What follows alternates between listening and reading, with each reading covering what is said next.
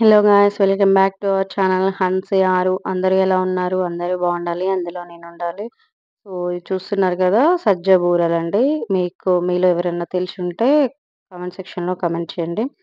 సజ్జ బూరెలు ఇవి టేస్ట్ మాత్రం చాలా బాగున్నాయి.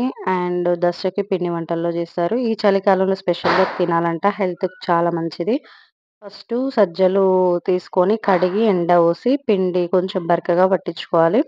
దాంట్లో ఇలాచీ పౌడర్ అండ్ కొబ్బరి ఇష్టం ఉంటే తీసుకోవచ్చు, లేకపోతే స్కిప్ చేయొచ్చు. సో ఇలాచీ, కొబ్బరి కలిపిన తర్వాత బెల్లాన్ని మొత్తం కరిగించుకొని ఇందులో బెల్లం వాటర్‌తోనే పిండి కలపాలండి.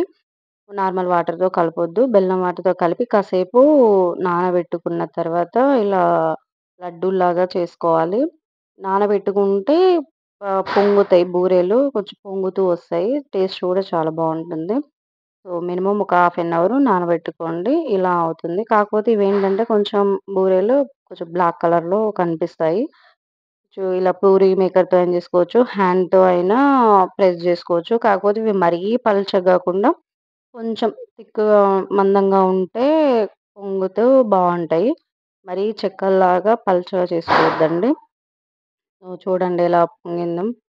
ఇంతేనండి. చాలా సింపుల్. ఫస్ట్ చేసేవాళ్ళైనా చాలా ఈజీగా చేయొచ్చు. చాలా simple and taste and healthy గూడా అని చెప్పొచ్చు ఇవి సజ్జ బూరెలు.